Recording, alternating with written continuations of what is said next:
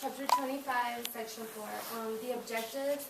After today, you will be able to describe the major federal and state limits on erasing revenue, list the 4 principles of sound taxation, identify major tax and non-tax sources of California state and local revenue, and explain the state budget process.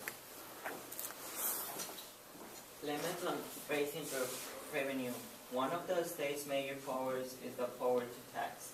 The 50 states and their thousands of local governments take in and spend nearly $2 trillion a year. This year, California will take in 100 in Avenue, 19% will come from taxes and fees. The other 10% will come from non-tax and federal sources. Federal limitations. Interstate and foreign commerce. The Constitution denies the state the power to tax interstate and foreign commerce. Congress regulates foreign trade. Jennifer Monreal to the office, please. The federal government and its agencies. States are forbidden to tax the federal government or any of its agencies, stated in McCulloch versus Maryland. And for this reason is because Justice Marshall put in the McCulloch, the power to tax involves the power to destroy. And so you're saying that they didn't trust only very few people with that power, specifically the federal government? The 14th Amendment limitations. The Due Process Clause requires that taxes be imposed and administered fairly, that they should not be as heavy as to actually confiscate property, and that they be imposed only for public purposes. And the Equal Protection Clause forbids the making of unreasonable classifications for the purpose of taxation.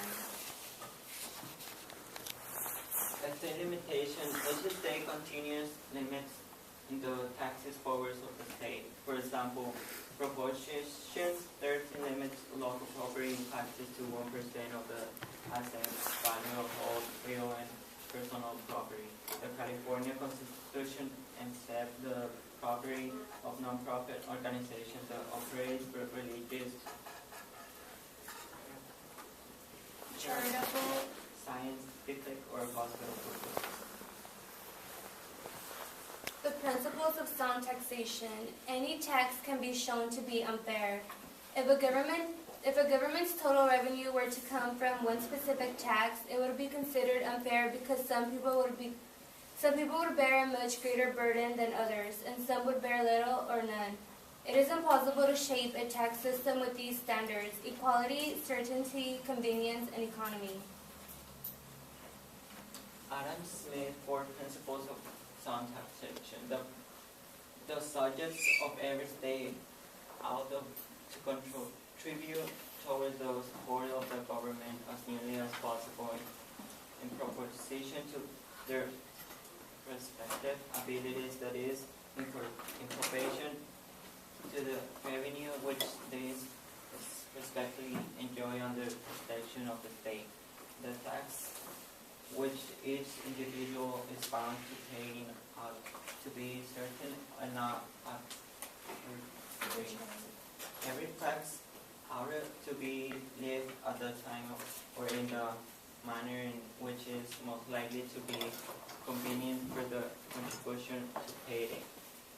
Every tax ought to be so contributed as to take out and to give out the pockets and the people as little as possible over and above what it brings into the public sharing.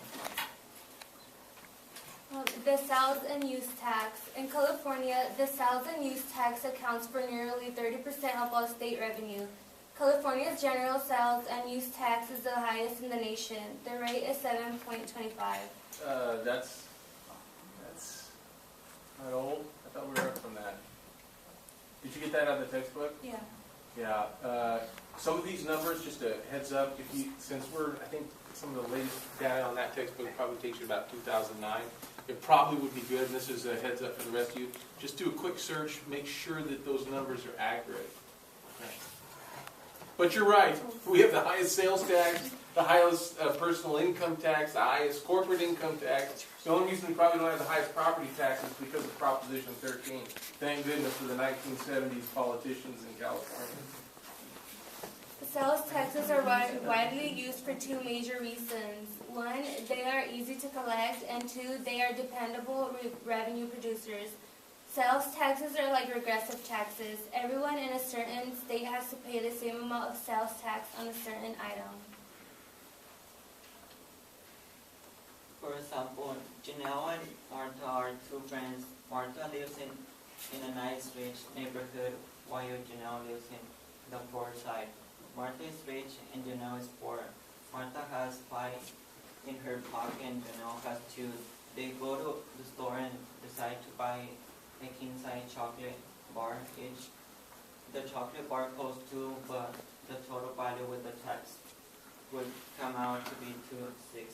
Martha doesn't have a funder because she's rich and she has extra money in her pocket, but Janelle is a big funder because she's poor and she doesn't have extra money in her pocket.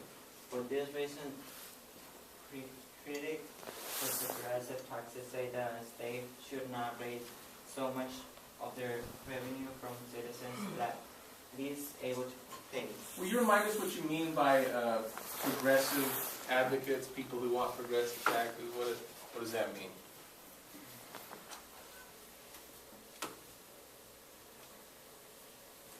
The progressive taxes are, they're just the amount that each individual is able to pay. So like, well, what the other one means was that, like if a person is poor, they shouldn't be able to pay like this, they shouldn't pay the same amount that a rich person would pay because they don't make that much money. So you're saying that if you're wealthier, you should pay a higher percentage of your income as opposed to someone who earns less or has very low income. They would pay a lower percentage of their income. Is that what you're saying? Yeah. Okay, good. Yeah. The income tax. Income taxes yield 1/3 of state tax revenues nationwide. Individual and corporate income taxes in California produce nearly half of the state's total revenue. Individual income taxes are usually progressive taxes. The higher the income, the more taxes you have to pay. In California, the lowest incomes are taxed at 1%. From there, rates rise to 9.3%. And actually, that is outdated, I can tell you for sure. That's gone up. The progressive tax is the fairest form of taxation. According to advocates of progressive taxers? Yeah. The property tax. A property tax is a levy on real property and personal property. It's tangible or intangible. Tangible or intangible? Tangible personal properties are personal items that are easy to move and be assessed, such as cars, furniture, and jewelry. Intangible. Tangible personal properties are things like stock, bond, mortgage, and bank accounts. California has a tax assessor.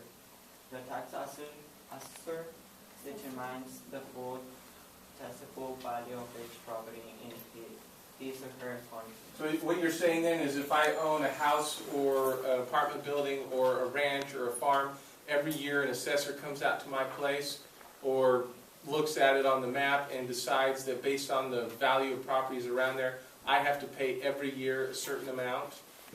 And if I don't pay that certain amount, guess what? You take it over. You can take your property away. I'm not talking about the mortgage, folks. This is not the mortgage on your home. This is something entirely different. You have to pay every year the Merced County or whatever county you live in, and if you don't pay it, they can take your property away. Property is usually assessed at less than its true market value. Well, and this was just an example. I wasn't like being like precise. Okay. For example, you can buy a house for $200 and it will take you 20 years to pay all of. By the time you're done paying your house and you want to sell it, it will only be worth about $80,000. So they're trying to tell you that if you went to Merced County, you would say, let's say my house was worth, I don't know, $250,000. They would say, well, we're not assessing you the full $250,000. We're saying it's only worth $150,000. So they're trying to make you feel good about the taxes, saying if I was really to go out the full, you'd be paying a lot more. Inheritance or estate taxes and business taxes. Every state has a form of inheritance tax, now known as an estate tax. More than half the states impose severance taxes. California doesn't put a severance tax on oil or gas, but they do pay a small assessment of 5 cents per barrel of oil and 5 cents per each 10,000 cubic feet of natural gas produced. This revenue goes to the Department of Conservation's Division of Oil, Gas, and Geothermal Resources. California requires that corporations pay a license fee in order to operate. So like if you had like a business, a fishing business, and for like, well, you basically have to pay taxes if you take fish out of the, wherever you're fishing. Non-tax sources. State and local government now take it over $1 trillion in a year from wide range or non-tax sources. The state and many other local governments make money from a number of publicly operated business enterprise. California operates a short railway line in San Francisco. Non-tax sources include court fines, sales, and use of public land. Also, interest on loan, investment, and late tax payment are non-tax sources. And just a note, that's the way it used to always be. That's the only place that states and counties used to get their money. It wasn't until, 16th Amendment, Woodrow Wilson, income tax, personal income tax, that the government started relying on that stuff. So it's a pretty recent phenomenon that this taxing of individuals and corporations and sales taxes has really become a big deal. Borrowing. California and its local governments borrow money to construct public buildings, bridges, and highways that cannot be paid for out of current income. The borrowing of money is done by issuing bonds. Most state constitutions place detailed limits on the power to borrow. In 2005, California's state and local government's debt was nearly $90 billion. After a decade now, the debt has risen to $18 trillion. Okay, let me just clarify there. I think you're just conflating the state and the national government. You're right, the national government is $18 trillion in debt. California, thank goodness, because I think if California could print its own currency, we might be there as well. But fortunately, we're subject to the Federal Reserve note. So we are actually, it's in excess of $120 billion right now. And that's a drop in the bucket compared to the 18 trillion. But California used to have the most sought after bond in the country out of all the states, and now we're right down there with Louisiana, largely because we borrowed so much money, a lot of people don't believe we can pay it back. So it is a problem, it is an issue.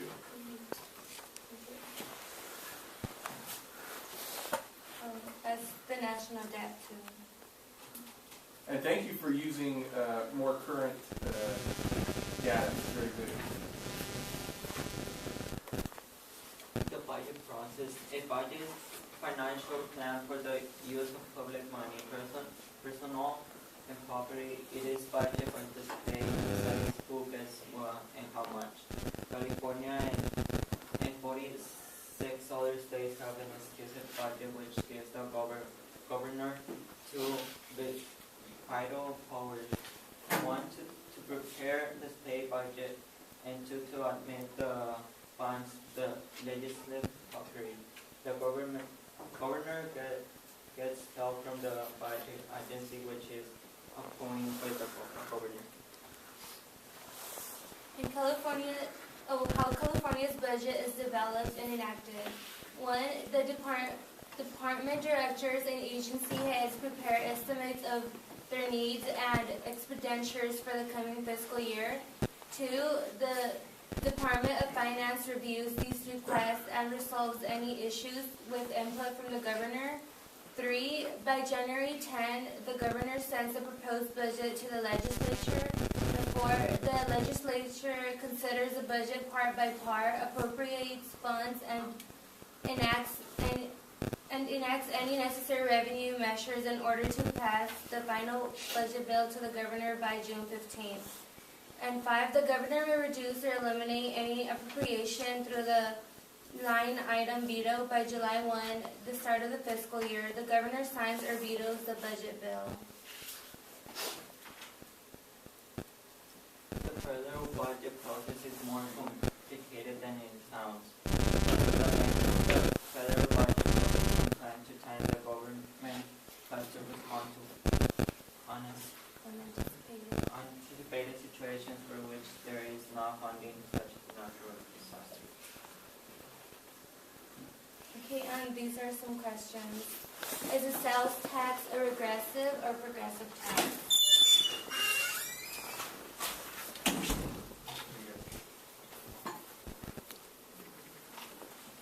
Yeah, it's a regressive. Give me an example of a personal property that is tangible. Yeah. Who can tell me one of the 4 sound taxation principles? We do it on the bus. Adam Smith, 4 sound.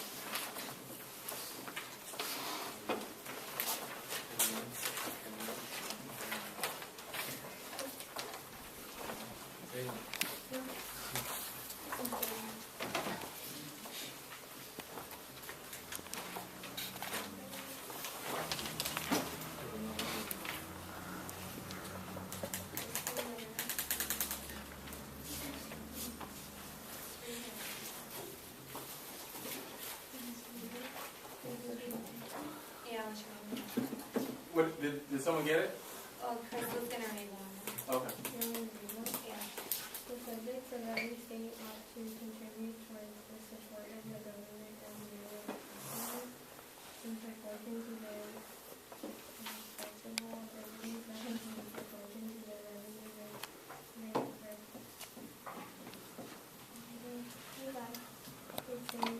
Respectively enjoy under the protection of the state. Yeah, thank you. That's all of chapter 20.